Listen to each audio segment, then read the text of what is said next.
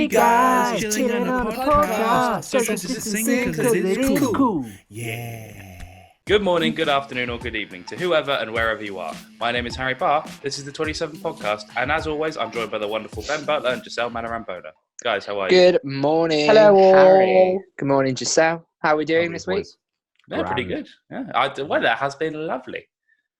It's been a bit hit and miss here. It's been a bit cold. It's been sunny but cold. Yeah, I think that was the last time we recorded. It was raining when we were recording, but then like Monday till today even it's been pretty nice. It's been sunny. It's been a bit windy, but it's been mostly sunny. That's been pretty nice to be honest.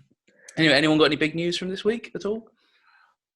Not really. Not particularly. I just have to say, I think we got our best ever feedback with Le Bomber from last week. It was such an interesting podcast, I think, and a really interesting interview that we had with him. And I think people were encouraged to see how open he was. And I think it was just a really good interview. And I'm glad people have enjoyed it. So thank you everyone listening for all the positive feedback. We really do appreciate it. And we take it on board as well. So I've made notes on that episode and how we can improve and things like that. So yeah. However, when I asked for anyone who had any big news, I was thinking more like, I finished uni on Wednesday. I'm done. I'm out. I'm done. Congratulations. But yeah, well done. It's a weird feeling because I woke up on Thursday. I'm like, oh, now what? Yeah. What to do now? I mean, it is such a weird sensation, and luckily I've got a couple of things lined up, but they're quite far in the future. I can prepare for them, so it's kind of giving me little bits of things to do. Yeah. But as you say, literally, it is. Well, what now? My mum's working, my brother's doing online schooling, so I've literally just sat. Waking up every day, going right. What do I do today? What's on the agenda? I've been doing more exercise. Well, I say exercise. I've been going for bike rides and walks just because they take about an hour. I'm like, it's an hour less of the day I have to worry about. Yeah, we went on a really nice walk yesterday. Actually, we drove to the woods and we went on a walk in the woods. It was really nice. I saw that looked very scenic. Yeah, it was really nice. But then there were hundreds and hundreds of people there. I mean, you could. Because it was it's a big wood, so we were able to keep our distance. But it was just, I don't know. It just amazes me. I don't know if people are taking this as seriously now. And I think, obviously, it's been such a long time, which I can understand. I think we're going to see a small spike again, and people are going to get scared, and then hopefully it'll level off again. Yeah. For this week's lesson to watch, we decided to watch Abducted in Plain Sight, the Netflix documentary that follows a family after their daughter had been abducted twice by the same family friend. Guys, firstly, what were your thoughts on the... not just any family friend, their neighbour. Their neighbour, yes. That was insane. It is like something you would read in a book. It's so unbelievable. Yeah. And it just... I mean, I love a documentary because they're just so interesting, and it just shows that people are not normal, really. There are so many, and you don't ever believe that something like that would ever happen. And this lady Jan got kidnapped twice by the same person. So I mean, it's not a spoiler though, because it's literally in the episode description on Netflix, but so it's sort of this family who had they had 3 daughters, and they made friends with another family that had, I think, 3 children of some kind as well. And it was like the father of the other friends, sort of, he had a fascination with one of the daughters from this main family, who was called Jan. I think when they first met, she was 10 or 11, and then when he first abducted her, it was sort of, she was 12, I think, and he took her down to Mexico. But yeah, it was sort of the longest horseback riding lesson I think he's ever been on. Yeah, so he basically went to go and pick her up from a horse riding lesson, and then they disappeared off. And I think the strangest thing, cowboys in the sunset, cowboys. But I think the strangest thing was how long it took for the family to call even the police or the FBI. Why? Why did it take that long? Yeah, I'm like, why were the family so oblivious? I was like, what? So gullible. That's what they were. It's ridiculous. And the dad says it at the end. He literally says, "I can't believe how gullible we were. Not only for it to happen once, but for it to happen twice." Yeah. But the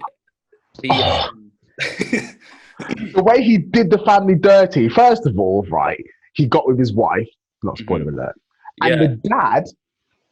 It was very meticulous. It was very meticulous as to how he did it, and I think they kept on playing like tapes and stuff from interviews, and I think he said like, "Oh, I had to destroy the family dynamic first." So he like over the space of like a year would keep on calling up the wife and be like, "Oh, I left my lunch at home. I can't get out. Do you mind bringing down a sandwich to the shop?" And then he'd start flirting with her there, and then over a series of months that would build up to essentially an affair, and then like. With the dad, he'd go on like long drives with him and just be like, "Oh, I can't stand my wife. I need to get a divorce. This and this and this," and then that would lead somewhere as well. And it was very strange as to how perfectly planned everything was in his mind. And then he sort of like I think it ended up like they didn't know where he was. They had absolutely no clue where he was until like 2 or 3 months later after he'd abducted Jan. That like he called his brother and was just like, "Oh, hey, we need permission for her to get married because the age of marriage in Mexico is 12," and that's how they were able to find him the first time. But even his brother, like when his brother was talking about it, he was so like, "Oh yeah, he's a pervert." One thing that stuck out was like, my brother was always a sexual pervert. He always did like his little girls.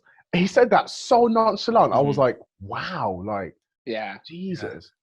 If I generally have a quick, on this topic, I know Jam's quite young when it happened, but if one of your best family friends just said to you one day, "Right, we've been abducted by aliens, to save the human race, we need to have sex." Well, I do you not think you'd question it a bit? Yeah, I think so. Not even a bit. The thing that I found interesting about that was like, show me the aliens. Let's go see them. I don't believe in them. Let's go see them, and then we'll talk.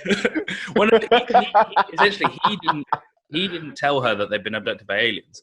It was like she woke up sort of like tied to this bed. Yeah, and those recordings. And they had like she called it a white box, which is clearly just a tape recorder. But if you're in like a really weird like sort of drugged up state, and if you just hear voices coming out of something, you might assume that could be something alien. And you're only 12, and it's the 1970s, so the internet doesn't exist. And like, and then like he'd ended up like making himself up to be like he'd been in a big fight and there was blood everywhere, and so like I can see where she was kind of like, "Oh, this must make sense," because we trusted family friend, we were supposed to go horseback riding, we were abducted, and we have to do this to save the human race. It seems incredibly far-fetched, but I can see how she could like in her sort of child brain was just like, "Yeah, no, this does make sense. It's weird, but it makes sense." Yeah, definitely. But so obviously it's an absolute wild story, but the question, so I read a review on it a few days after I watched it, and it was Vanity Fair, so I won't take credit for what they said, but in the article they basically said, would you, as Jan, would you ever be able to forgive your parents for letting that happen to you? Not only once, but twice. Twice, yeah. And they say Jan sort of picks up on it during the documentary, and she says, I had to help my parents forgive themselves in order for me to forgive them. And I think that's really important. But for me, I think I would cut all ties. I don't think I could forgive my parents for that. To be that gullible. Yeah, well, I mean, she says in the documentary that like the guy was a master manipulator, and she says like, "Oh, to forgive 2 innocent people is one thing, but to forgive 2 people that had been manipulated and pushed their limit, their relationship was pushed to the limits as well." She could understand how it could just happen. So like, I think that's why she says she's forgiven them for that. But I think the documentary ended again with their father basically saying, "I'm not sure if I can ever forgive myself for what happened." So I think I wouldn't. I can tell you right now. No, I don't think I ever would either. Just like, but it is an interesting take on sort of how each one of the family members sort of took it and sort of like has dealt with it in the past. But I just think it is really interesting. Like the last point I want to get on it is, I think if it was me, I could forgive my parents if it happened once. But for the fact that it happened twice, I just like. I think that's what stands out to me the most about it is he didn't just trick them, get all the charges dropped on the first kidnapping. It then happened a second time as well. Yeah. And following up from that, guys, I think it's time for a trip to our Rusty Club. We'll get our guest on now. Our guest this week is a man who's traveled the world to create some of the funniest content on YouTube, and according to TrendCelebsNow.com, is the most famous person born on April the 3rd, 1995. From interviewing drunk students up and down the UK to crashing London Fashion Week, it is the one and only Max Fosh. Hey! No, sir. What an introduction that is. Jesus. Did you know that you are the most famous person born on April 3rd? I didn't know that. But also, apparently, my net worth, according to one of these websites, is $5 million. So I'm not sure how we can whether we can trust these websites. I always see that. I don't understand how they calculate that. I've got no idea. I remember watching Lewis Capaldi, and he was like, "Oh yeah, my net worth's like 100 million." But he was like, "Where's that money? Where is that money? Please, where is it? Please, someone show me that money." Yeah, no, I have no idea how they calculate that, but I can guarantee it's not $5 million.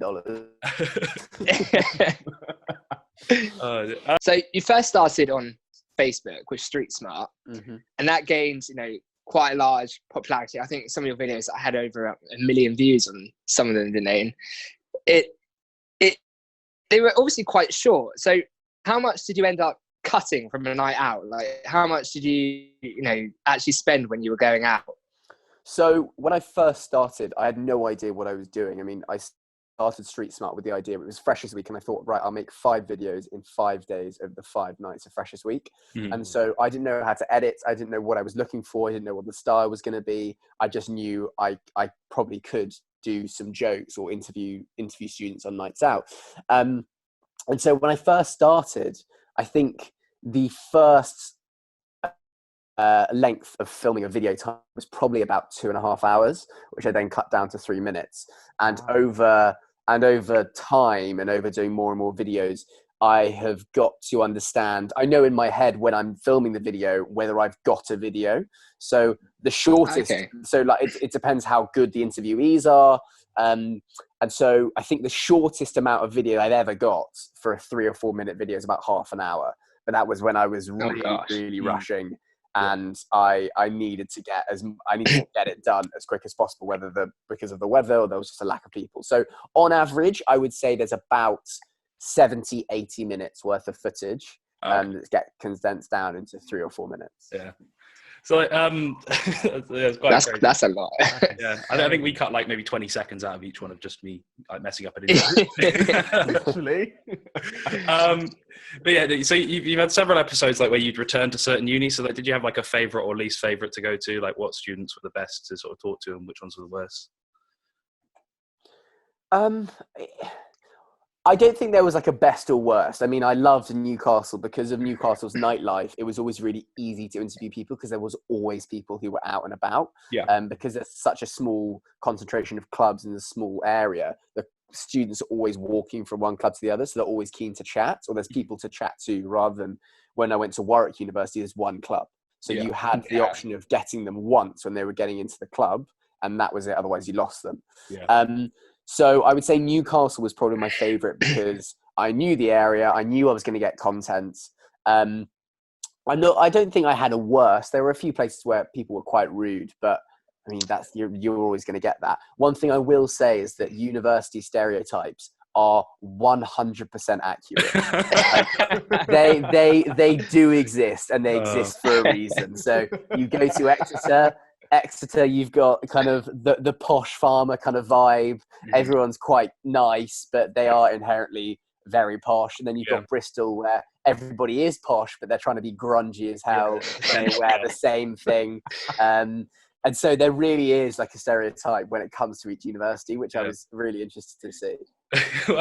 So you sort of touched on it in what you said originally. Has there ever been, I believe this has to be true. Has there ever been a situation where you've had any run-ins with students? Like, because you see sometimes in the videos, like they try and grab your mic and things. There must be moments where, you snap and you're just like, right, or they get aggressive and stuff. I've never snapped. One thing I have realised is interviewing people on nights out. When I learned this, it was so easy afterwards. Is a drunk person will give back whatever you're giving them times 10. Mm-hmm. So if you stand there and you are a bit defensive or you're standoffish, they will give it back to you harder and they will really go for you. Yeah. So I will always smile, and the introduction will always be, "Hi guys, can I grab for a quick interview? 2 minutes of your time." That's my go-to line. Mm-hmm. And normally people either say "fuck off" or "no, what the fuck are you doing?" That doesn't bother me in the slightest. So I think I've got a lot of patience when it comes to that, because I know that like it doesn't really matter. So there's water under the bridge. Someone telling me to fuck off as they walk past is absolutely fine. The only run-ins I've had is I had a guy. It's actually homeless people. Homeless people are probably sometimes they're quite tricky, because what they'll do is they'll stand near where we're filming for quite a long period of time and be quite intimidating. And when I ask, "Can I help you? Would you like to be interviewed?" I say, "Would you like to be interviewed?" Because I don't want to exclude them. I'm not going to put it in the video, but I just want to like try and get them to move on. They've sometimes got a bit aggy. Sometimes a few people have said, "Who the fuck do you think you are? Like, you're taking the piss out of people. They're drunk. You're not." At which point I always say, "Have you watched the videos?" Because the videos, I try very hard for it not to be, "I'm drunk, I'm sober, you're drunk. Mm-hmm. I'm going to take the piss here." Like a conversation. We're all going to have a bit of fun here. Yeah, it's conversation. It's silly. It's not malicious in any way. So that's what I've tried to kind of nurture an ethos within the videos, is that nobody is going to be outright ridiculed. You might have a bit of light kind of ribbing, but that's okay. And lastly, I think I've only got angry at a few people when people just say homophobic, sexist, racist remarks. Like I just don't deal with that. Because they're either just trying to impress their mates, or they think if they say something extreme, it'll get on the video. I'll just kind of end the video right there. And there's no point in that moment trying to engage them in a debate and say that's wrong, because you're never going to win. Has that ever happened? It doesn't happen often. It does not happen often, but it does. It maybe happen once every 20 videos. I'll get one bloke who is trying to show off, or who really wants to get in the video.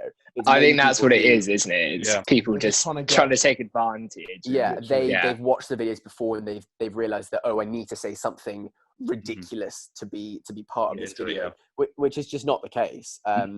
And so I will just normally just cut the interview and be like, "Mate, piss off." Yeah.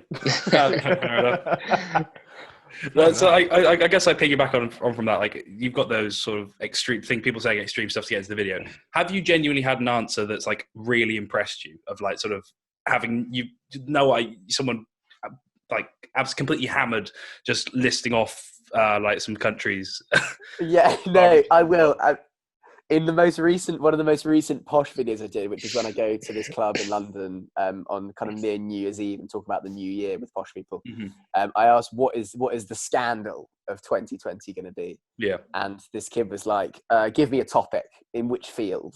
And I, off the top of my head, just went, "Snooker." And this guy, without a moment's hesitation, just said, "Judd Trump is Donald Trump's illegitimate son." I was like, I love that. That's amazing. Because this kid had been mumbling his way through. He was a bit pissed. He was wearing a Santa outfit with beer all down him. And he just came out with that absolutely without a moment's hesitation. I was incredibly impressed. Yeah. Oh, wow. So moving on from StreetSmart, you've obviously gone into YouTube. Like, you've diversified a lot more in it. You do a lot more different types of videos on there. How did that come about? So I watched a video where you said you wanted to be a TV presenter, and I think you then went on to say, if you did go into TV, you'd be quite restricted in what you did. So you really quite like the YouTube platform because it allowed you to have all these different series really on your show. So speak about that maybe, and how, if you could, and how you came to that decision actually that YouTube is what you were wanting to do.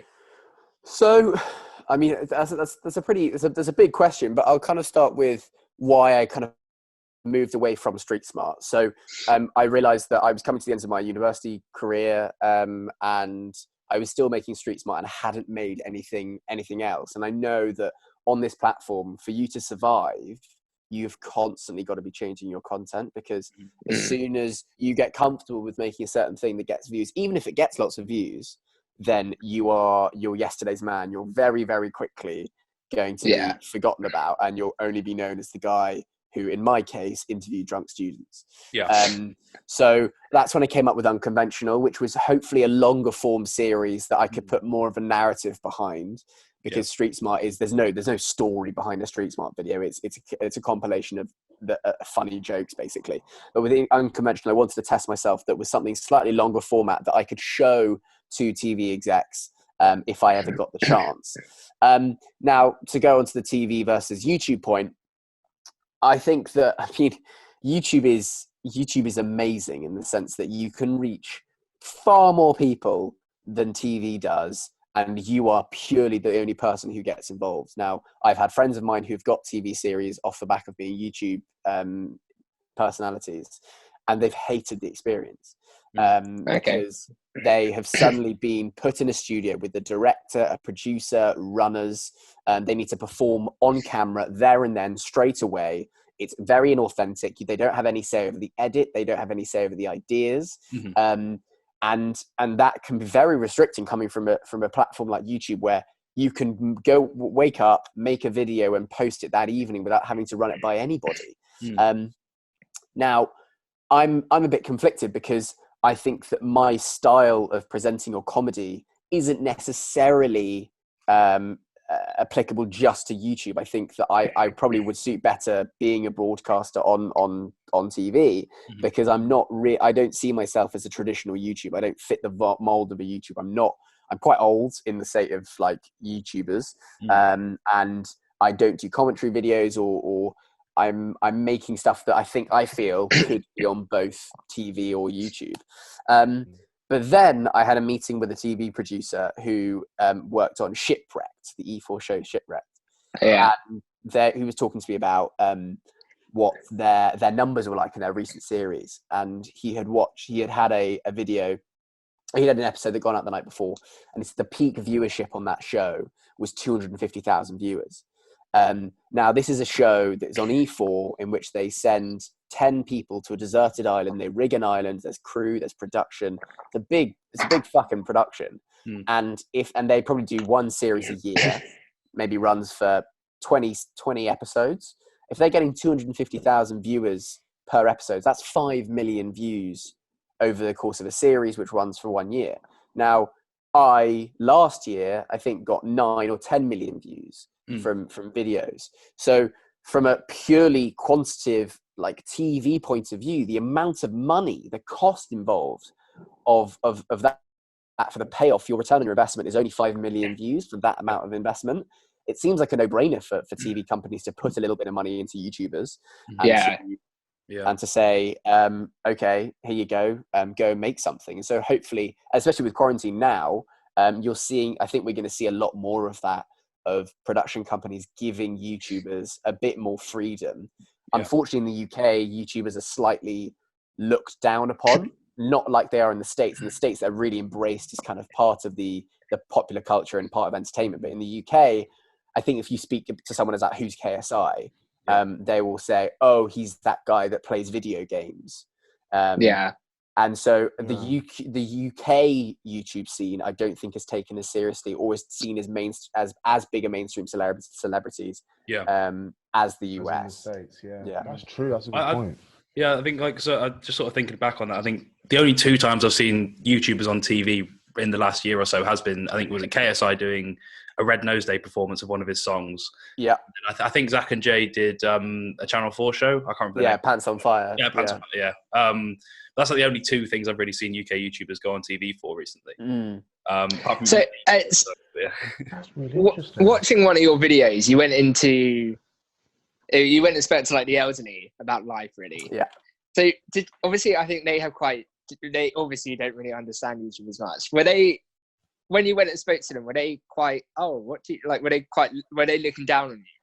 No, they didn't really know what it was. Actually, I had to be fair. A few of them knew what YouTube was, and then one of them, the guy Julian, who I spoke to, actually nice. He was so lovely, but that's because apparently he loved watching the videos. So he watched all the videos every single week. So he was au fait, and he understood the concept of YouTube, but the rest of them didn't really. And the way that came about was that my old producer Coco, it was her granny's like weekly tea party that we just managed to blag an invite. So it was very much I was the granddaughter's friend who was doing something for a little project. Yeah. I sent them all the videos afterwards, but once I explained them to them, I think they understood it. I think what the older generation don't understand is the video game world. They cannot comprehend how they're like, oh, when the Forbes list comes out every year, it says this person PewDiePie made $20 million, and he just plays video games. Max, I just don't understand it. And I've had this conversation with my family so much. And I'm like, Mum, you don't get it. This guy gets billions of views every year. If anything, he's being underpaid for the amount of views that he gets. The amount of influence he gets. Yeah, that's why a lot of YouTubers, I think, are moving into streaming as well, just because like that's the sort of viewer to sort of creator. You've got that contact, whereas YouTube, you've got to go through several like ad revenue streams and things like that. But yeah, but I've had conversations with my mum just sort of explaining, the podcast, we can actually make money from it technically, but just doesn't get it. Yeah, it is very difficult to talk to parents and like older generation, if you wish, to like tell them that when you do things like YouTube or like in this case the podcast, if they don't see it as like a job, they don't see it as a job. Like making money from video games, they don't see that as a job. They see a job as being like, lawyers or like doctors, which is it's understandable because that's their generation. That's what, but like when you introduce these things and you can see that you can monetize our things that we do like on like social media or like YouTube or podcasts in our case, it's equally as, like you touched on it, it does get overlooked. I think it is a job. I don't think it's a career. I think that's where the older generation have something to talk about, is because careers, you have a set of skills, you have a value, you're bringing a value. And with videos, like you guys and what I do, I think we definitely bring value to people. But what skills do we have that will still be relevant in 30 years' time?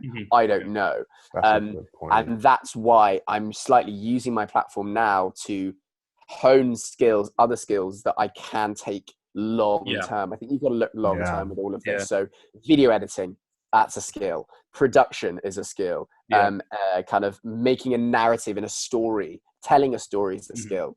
And now I've also gone into stand up and other ventures to try and make myself as future proof and safe as possible in the future. Yeah, well, I sort of, we touched on it just now and sort of previously in the interview. Sort of, I listened to an interview the other day where you said you mentioned Kasim G was one of your influences. I think it was. Yeah, massively. Yeah, like the AVN convention. That's a name like I hadn't heard for about at least 5 years.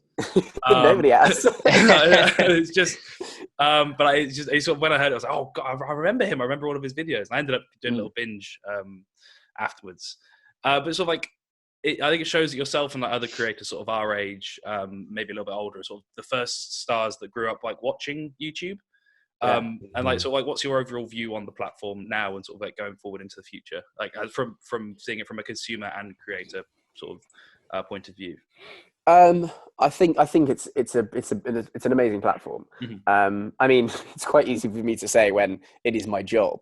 I think it is an amazing platform. It's frustrating at the beginning when you seem to be getting nowhere and you put so much work in. But I do not see it being a sustainable long-term career, to go back to Jocel's point. Like, look at Kasim G. He was posting videos like in 2010, 2011. That's just 10 years ago. Not even. And he has now used that to sell his production company for millions and millions of dollars, and is now living a great life producing podcasts and producing other bits of content. But he used YouTube as his kind of he used YouTube as his platform, his initial this is who the fuck I am this is what I can do. And look, it speaks for itself. So I'm using YouTube to a certain extent for the same reason, to be able to go to broadcasters and say, look, guys, this is what I have done off my own back. I think I'd be perfect for this job for X, Y, Z reason. And to a certain extent, it's started to kind of work, being a bit ballsy and being the kind of person who is proving to the mainstream media that it can work. Now, I would also put myself in the slightly different bracket from most other YouTubers. I've had meetings with production companies that said, oh, you're not quite the YouTube mold. And I was like, I know, but I'm trying that for a reason. So I want to prove that I am multifaceted. I can go and do a stand-up show for an hour that will entertain people and not just 15-year-old girls. I want to show that it is as multifaceted as possible. I can appeal to a wide demographic. So is there a video that you've done, or not necessarily that's blown up or anything, but is there one thing that you look back on and go, that is the best thing I've done? Like, I thought that was brilliant. Because you've gone to like those conventions as well, and I think they must be so fun to go to. They are really fun. They really are good fun. There's a lot of videos that I've finished the edit and been like, wow, actually, I'm really proud of that. So, for example, the most recent Sarah video, the car video where I went without fuel, because they were all trying things. They were all edits basically that weren't my normal. So they were all kind of something that I hadn't tried before. AVN, I was really pleased. I was really proud of. There isn't that one video that I'm like, fuck. Actually, my 100K special where I went duck herding with some YouTubers, that was great. But I don't think there is that one video. I think the one that I probably will stick out in my memory for a long time is the metal detecting convention. Because it was a day that it was my first proper unconventional episode. I didn't really know what I was getting myself in for, and it was a day that was just so much fun. It was exactly the reason why I started the unconventional series in the first place, because it was an example of me going to somewhere with no idea what to expect and leaving completely understanding why a group of people go metal detecting, and really enjoying my time there. I spent the day with all these metal detectorists who, granted, slightly strange blokes, but we had a great time. I completely understood metal detecting. I found some rubbish, and I totally would have done it again. Is it? I just have to ask you: are they similar to the show detectorists? Are they the same. The absolute same. You have like different groups of people. You have like the old guy with all the gear, like fucking all the gear, who's been there for days. You've got the couple where one of them love metal detecting, and since they've been in a couple, the other one has had to be like dragged along. You've got the young bucks, the 20-year-olds who just like to have a few drinks but also go out metal detecting and discover some gold. So they really are like an eclectic bunch of people. So I think it is important we discuss this. Sarah. For people that don't know, if you could just explain it a little bit, and then how the search is going. Okay, so I had, during quarantine, I was thinking, what the hell can I do for content? I mean, it's quite difficult when your USP is interviewing at large social gatherings. The banning of large social gatherings is slightly tricky. So I had a stock photo that was in a frame that I was gifted 2 years ago when I moved into my apartment, and I've never changed the picture out because I was lazy. And as a result, every single time someone would come into the flat, they'd say, oh, who's that? Is that your sister? Is that your mum? Or is that a relative? And I'd be like, no, I have no idea who she is. And it was always like a nice, like little conversation starter. And so I thought, you know what, I'll go and find this woman. So the first day, I honestly thought I'd reverse image search it and I would find out exactly who she is. I'd contact her. It'd be a one-day job, easy peasy. So I plugged the picture into reverse image search. Not really much happened. And I ended up spending like a week every day searching for who this woman was. I've got a few leads and I've found out the following stuff. So the photo was taken by a photographer in 1998 for a company called Photodisc, which were bought by Getty in 2004. I know who the artistic director of the shoot was, and I've been in contact with him. I've been on national television in Australia about it. I've spoken to the head archivist at Getty Images.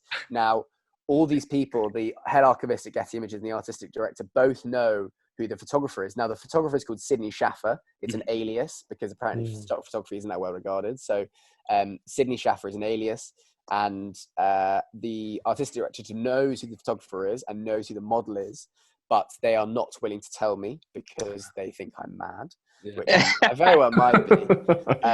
You're lovely. So I've asked the artistic director to forward a letter I've written to both the photographer and the model to say, this doesn't need to be included in the video at all. I just want to know a little bit about you and just to chat about you so I can kind of close this case up. So I think I've done all that I can to find who she is, and it's now very much up to the powers that be to find out whether they will let me talk to her. Yeah. And you said so if you do find who she is, wherever she lives, you're gonna fly out there. Yeah. Are you then gonna take a picture with her and put it in the frame? So ideally, I would like to do the same picture in the same pose that she's doing, but with me next to her.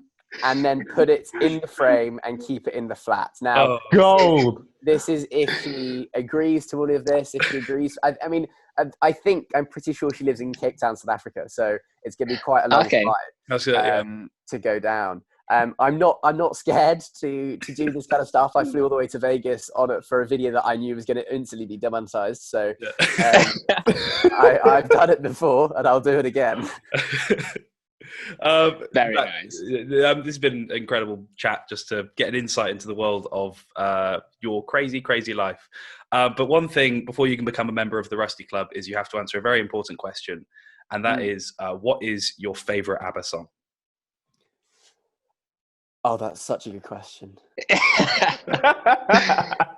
ABBA is a very, very nostalgic band for me because I think we all had parents who had ABBA Gold on CD. Oh, it's the only CD. Of course. Of course. It was put in the CD. It was one of the 6 CDs they could have in the car.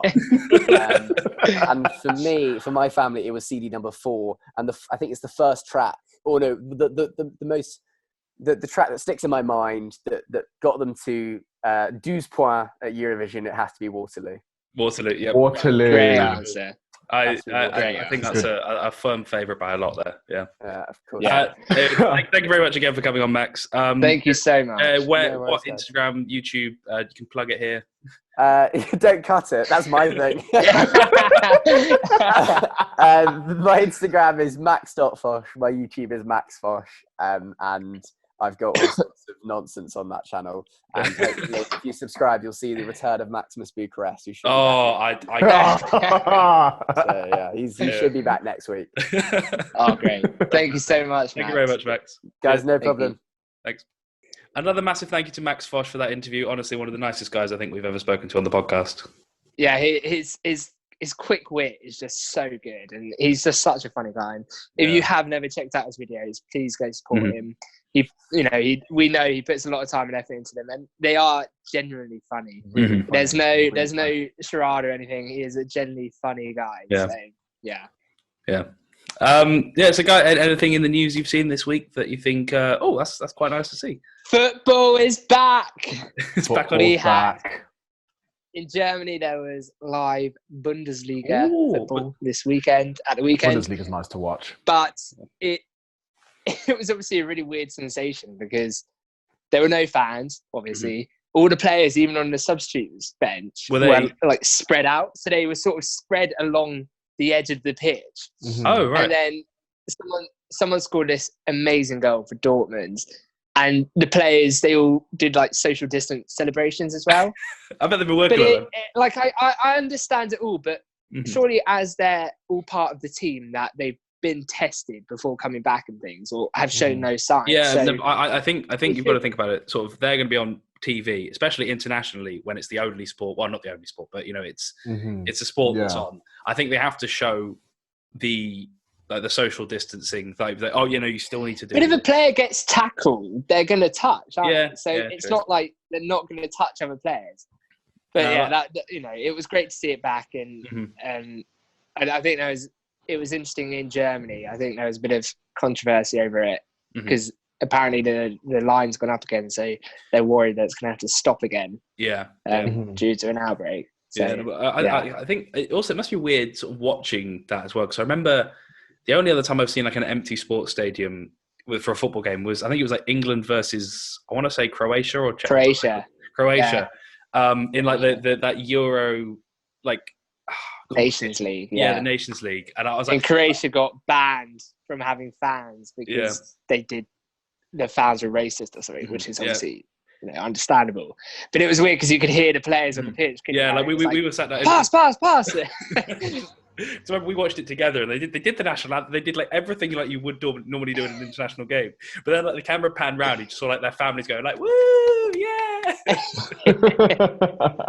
It's a very, very strange atmosphere. And I wonder whether that'll affect how they play, because I the only thing I could think of if you're playing in front of an empty stadium is like, oh, this is just like a training match or a training game. Like it doesn't. I do. So we're quite fortunate actually. One of our family friends, he's called Neil. He was a professional footballer out in Norway. Oh yeah. And so I remember when I was a little bit younger, I used to ask him, if a crowd is really loud and stuff, can you ever hear the crowd? And he said, well, when you're focused, you should be focused on the match, and it's just blur noise. So you can obviously it's murmuring. You can block it out because you're obviously focused on the game.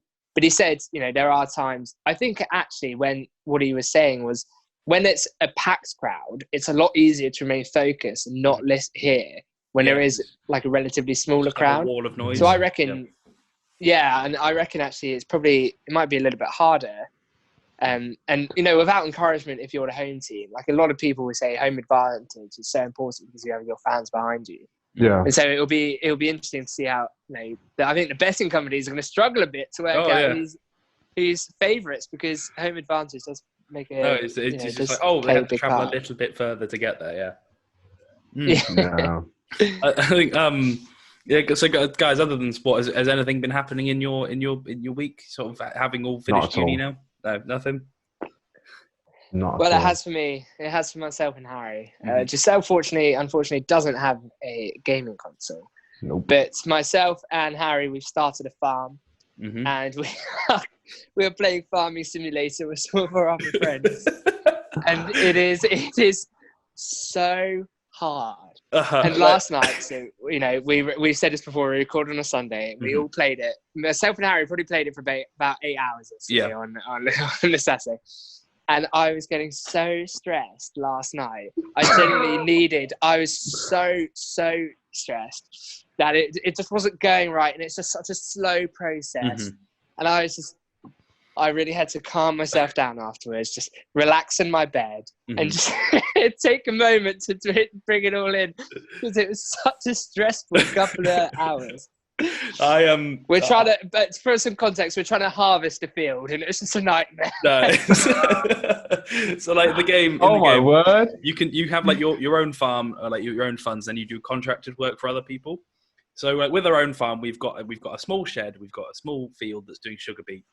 And we did two contracts in particular stick in my mind. The first contract we did yesterday, which was we had to move some pallets from like one side of the map to the other. We're like, this is easy. We'll get like a forklift. It'll be done in no time. But the physics engine is so broken in the game. It took us one actual real life hour to move 6 pallets across the map. And I nearly poor Harry's sister is sat there trying to help him, and he's getting so frustrated and angry. He's like, I know, Ella, I know how to play the game. And I was like, ooh, okay. I was very, very. So we're not doing another transport mission ever again. And if anyone does play Farming Simulator, never ever do a transport mission. They are the worst things in the world. But it is a good game. Like it is a good game. It's a very fun. When it goes well, it's a very fun game to play.